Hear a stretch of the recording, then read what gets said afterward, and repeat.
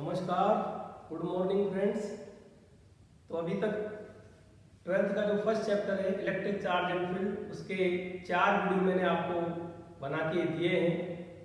आपने यदि उनको ढंग से देखा होगा तो डेफिनेटली सारी चीज़ें समझ में आई होंगी।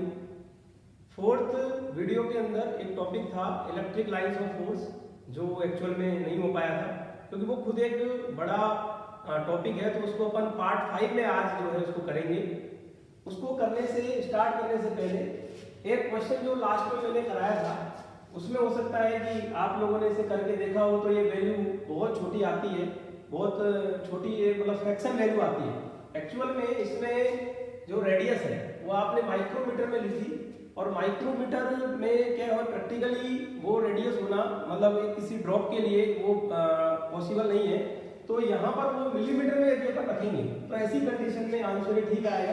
जैसे अभी मैं देखो इसको चेंज करता हूँ, यदि अपन रेडियस को 0.1 मिलीमीटर लिखें तो ये 10 पावर माइनस का 4 मीटर हो गया, और यहाँ यदि 10 का पावर माइनस 4 आएगा तो ऐसी कंडीशन में ये 10 का पावर माइनस का और 12 हो गया, और यहाँ ये 2 इंटू ये थी गई, और इस पे यदि अपन कैलकुलेट करें तो देखिए अब इसकी वैल्यू एक ऐसी वैल्यू आएगी जो कि हो सकती है या जो पॉसिबल है। तो ये हो गया 10 की पावर माइनस का 8 हुआ, और ये अपॉन 2, और 10 पावर माइनस ये हो गया -30, और इसको यदि अपन सॉल्व करें तो ये हो गया 0.5 इंटू 10 पावर 5, और n की वैल्यू 5 इंटू 10 पावर 4। तो this is number of electron. तो ये एक ऐसी वैल्यू है जो कि प्रैक्टिकली पॉसिबल है। तो यहाँ पर थोड़ा सा ये चेंज करना था, तो ये एक बार मैंने इसको बताया, इसको थोड़ा ध्यान रखिए। और इसके बाद आज जो है अपन इलेक्ट्रिक लाइन्स ऑफ फोर्स ये टॉपिक पढ़ते हैं। ये खुद एक काफी बड़ा टॉपिक है, इसलिए ये अपना पार्ट 5 हो गया। ये इसको आप समझिए, electric lines of force, short में ELF। क्या होती है ELF? ELF these are imaginary lines or curves on which tangent at a point gives the direction of electric field at that point। क्या मीनिंग है इसका? देखिए, इमेजिनरी लाइंस और curves हैं। मैंने कहा कि ये मान लो कोई लाइन बनी हुई है, इलेक्ट्रिक फील्ड को शो कर रही है और इधर से इधर है। तो यहाँ पर किसी पॉइंट पर यदि अपन टेंजेंट ड्रॉ करें, मैंने कहा एक पॉइंट अपन ने यहाँ लिया और इस पर यदि अपन टेंजेंट ड्रॉ करें तो ये जो टेंजेंट है ये यहाँ पर इस पॉइंट पर इलेक्ट्रिक फील्ड की डायरेक्शन को शो करता है। ठीक है, अब मान लो इसी पर आपको इस पॉइंट पर मान लो क्यू पॉइंटर, यहाँ पर इलेक्ट्रिक फील्ड की डायरेक्शन बतानी है, तो यहाँ पर एक टेंजेंट ड्रॉ करेंगे। Tangent at a given point at a point on the lines of electric field gives the direction of electric field. अब कुछ स्पेशल केसेस के अंदर अपन electric lines of force draw करते हैं। तो देखिए यहाँ पर सबसे पहले फर्स्ट पॉइंट अपन लिखेंगे, और इस फर्स्ट पॉइंट में कुछ स्पेशल केसेस के अंदर अपन ELF ड्रॉ करेंगे। ये स्पेशल पॉइंट्स ये मैंने कहा कि सपोज दैट कोई पॉजिटिव चार्ज है, एक पॉइंट पॉजिटिव चार्ज है, तो इसकी वजह से किस तरीके से ELF होंगे। यहाँ देखिए आप समझते हैं पॉजिटिव है तो इसकी वजह से जो कोई अपन चार्ज यहाँ यूनिट पॉजिटिव चार्ज रखें तो उसको ये पॉजिटिव चार्ज रिपल करेगा। तो ऐसी कंडीशन में जो ELF बनेंगी वो इस तरीके से बनेगी। ये इस तरीके से यहाँ पर इलेक्ट्रिक लाइंस ऑफ फोर्स बनेंगी, और इनको अपन कहेंगे रेडियली आउटवर्ड। ये रेडियली आउटवर्ड है। रेडियस क्या होगा, यदि अपन एक सर्किल यहाँ बना दे, सर्किल का स्फीयर बना दे, तो वहां पर ये क्या होगा कि ये सभी लाइंस एक तरीके से उस स्फीयर की रेडियस होंगी, और आउटवर्ड है, बाहर की तरफ है। सेकंड, ये फर्स्ट पॉइंट में फर्स्ट केस हो गया। अब फर्स्ट पॉइंट में सेकंड केस, मैंने कहा कि मान लो नेगेटिव चार्ज, तो नेगेटिव में क्या होगा, ये नेगेटिव पॉइंट चार्ज, तो electric lines of force toward the charge होगी इस तरीके से।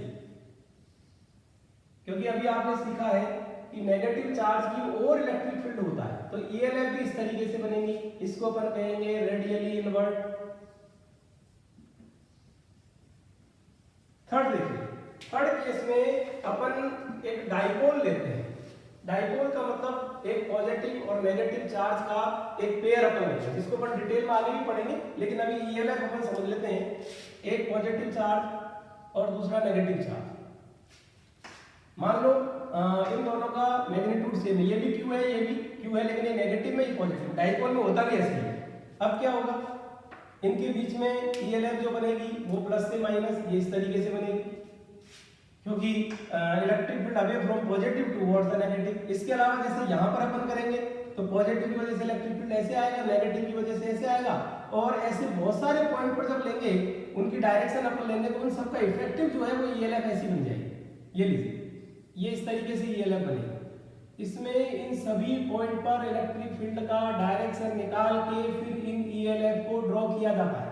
ये लीजिए, towards negative away from the positive, ये इस तरीके से।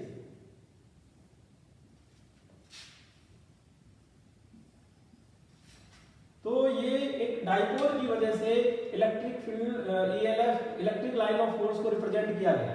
इसको अपन जो है लॉन्गिट्यूडनल कॉन्ट्रैक्शन भी बोलते हैं, लॉन्गिट्यूडनल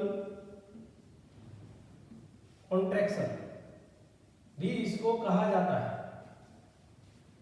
ये थर्ड केस हो गया फर्स्ट पॉइंट में।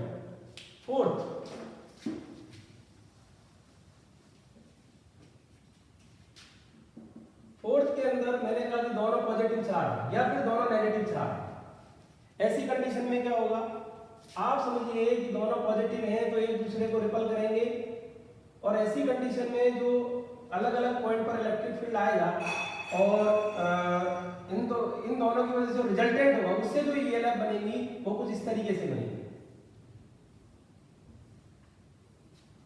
अब इसमें आप एक बात समझते हैं कि यदि दोनों पॉजिटिव है तो डेफिनेटली एक पॉइंट कहीं ना कहीं बीच में ऐसा होगा जहां पर नेट इलेक्ट्रिक फील्ड जीरो होगा, यानी कि वहां पर ईएलएफ नहीं होगी, और उसको न्यूट्रल पॉइंट कहा जाता है। इसको अपन एन से डिनोट कर दिया, ये इस तरीके से। ये यहां पर पॉजिटिव है तो अवे फ्रॉम द चार्ज, ये ईएलएफ इस तरीके से बनेगी। लेकिन यदि ये नेगेटिव होता, दोनों नेगेटिव होते, तो ऐसी कंडीशन में तब भी ईएलएफ ऐसी ही बनती, बस उनकी डायरेक्शन जो है टुवर्ड्स द चार्ज हो जाती। बीच में एक पॉइंट आएगा जिसको अपन न्यूट्रल पॉइंट कहते हैं। न्यूट्रल मतलब where the net electric field is zero, no ELF will be at this point. तो ये चार केसेस में, चार स्पेशल केसेस के अंदर अपन ने यहां पर ईएलएफ बनाई है। इसके बाद यहां पर second point,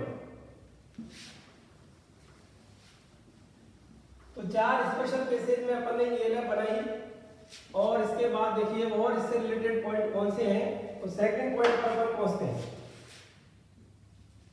to ELF can never intersect to each other, two ELF can never intersect to each other. ऐसा क्यों, इसकी वजह क्या है, यदि दो ईएलएफ किसी पॉइंट पर इंटरसेक्ट हो गई तो इसका मतलब ये है कि यहाँ जो इंटरसेक्टिंग पॉइंट है ये ईएलएफ तो ये कहेगी, मान लो ईएलएफ का डायरेक्शन ऐसे, ये ईएलएफ कहेगी कि इलेक्ट्रिक फील्ड ऐसे, ये ईएलएफ कहेगी इलेक्ट्रिक फील्ड ऐसे।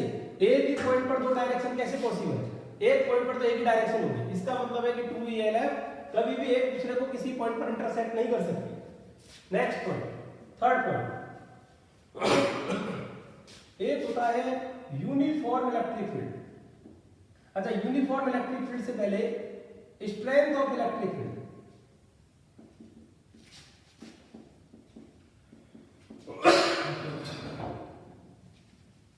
किसी पॉइंट पर इलेक्ट्रिक फील्ड की स्ट्रेंथ वो डिपेंड करती है proportional to density of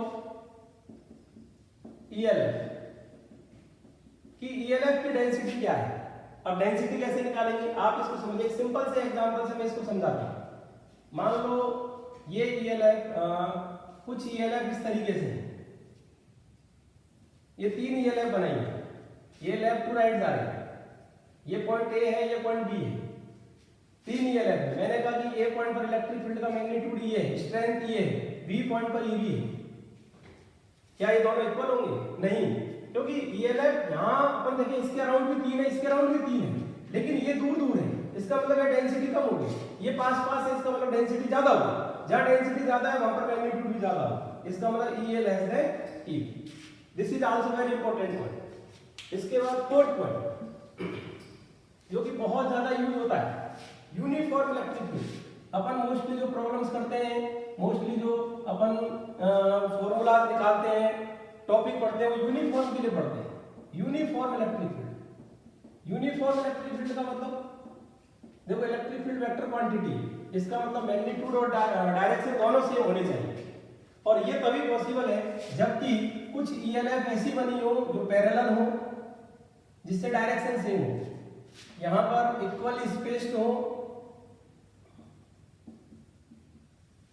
and straight हो, तभी यूनिफॉर्म इलेक्ट्रिक फील्ड हो सकता है। देखिए इस तरीके से, यहां पर ये जो लाइंस अपन ने बनाई है, इन सभी ये सभी पैरेलल है, इक्वल स्पेस्ड है, स्ट्रेट है, तो इससे क्या होगा, ऐसा इससे यूनिफॉर्म क्यों बनेगा, क्योंकि किसी भी पॉइंट पर यदि अपन कोई भी पॉइंट लें तो वहां पर यदि अपन टेंजेंट ड्रॉ करेंगे तो इस तरीके से आएगा। किसी पॉइंट पर यहां पर करेंगे तो ये ऐसे आ गया, यहां पर बीच में कहीं ले लें या लाइन पर कहीं ले लें, और सबका डायरेक्शन भी सेम आएगा, क्योंकि इक्वली स्पेस्ड है तो मैग्नीट्यूड भी सेम होगा, तो ये यूनिफॉर्म इलेक्ट्रिक फील्ड हुआ। लेकिन मान लो ये लाइन कुछ इस तरीके से बनी हुई है, ये भी पैरेलल है, तो क्या ये यूनिफॉर्म इलेक्ट्रिक फील्ड है? नहीं, ये पैरेलल है, बिल्कुल इक्वली स्पेस्ड है, बिल्कुल, लेकिन यहां पर अलग अलग पॉइंट पर डायरेक्शन अलग अलग हो जाएगी। इस पॉइंट पर कहेंगे डायरेक्शन ये होगी, इस पॉइंट पर कहेंगे डायरेक्शन ये होगी, at the different point direction is different, so this should not represent the uniform electric field। इसके बाद fifth point, number of ELF in 1 coulomb charge, number of ELF in 1 coulomb charge,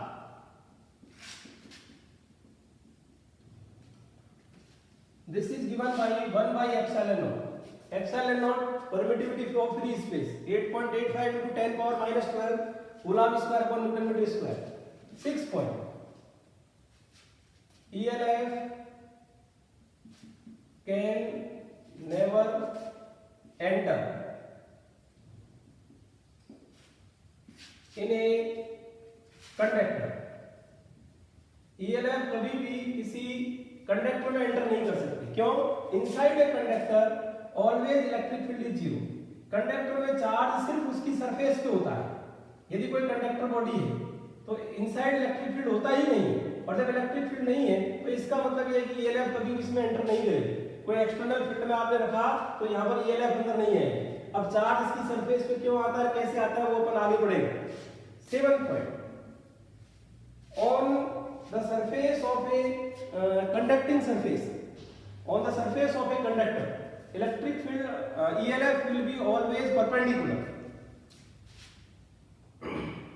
on the surface of a conductor ELF will be always perpendicular। अब इसका जो reason है वो भी बाद में समझ में आएगा, लेकिन थोड़ा सा मैं बता सकता हूं कि यहाँ पर यदि कोई कंडक्टिंग सरफेस होती है, कोई कंडक्टर की सरफेस है, चाहे उसकी शेप कैसी भी, उससे फर्क नहीं पड़ता। कंडक्टर की जो सरफेस होती है वो हमेशा इक्विपोटेंशियल होती है। इक्विपोटेंशियल का मतलब है इसके हर पॉइंट पर जो पोटेंशियल है वो सेम होगा, और यदि पोटेंशियल सेम है तो पोटेंशियल डिफरेंस जीरो होता है, और पोटेंशियल डिफरेंस जीरो होने पर इलेक्ट्रिक फील्ड या अपन कहें ELF हमेशा परपेंडिकुलर होगा। एक रिलेशन बाद में आता है E equal to dV by dr, और यहां से dV इक्वल टू जो लिखा जाता है वो होता है E dr cos थीटा। ये इस तरीके से, ये यहां पर ये वेक्टर रिलेशन है, और ये माइनस का E dr cos थीटा। अब यहां पर E परपेंडिकुलर dr होगा तो थीटा 90 होगा, और ऐसी कंडीशन में dV यानी कि पोटेंशियल डिफरेंस जीरो होगा। पोटेंशियल डिफरेंस जीरो है, इसका मतलब E must be perpendicular to dr, dr small element on the surface of this conductor. इसकी वजह से ऐसा होता है कि यहाँ पर ELF will be always perpendicular to the equipotential surface, ELF will be perpendicular to the surface of a conductor। तो ये 7 पॉइंट है वेरी इंपॉर्टेंट ELF से रिलेटेड। तो इनसे रिलेटेड न्यूमेरिकल्स भी बन जाते हैं, थ्योरेटिकल क्वेश्चन बहुत सारे एग्जाम में आते हैं। तो आज का लेक्चर अपन यहाँ पर एंड करते हैं। Thank you.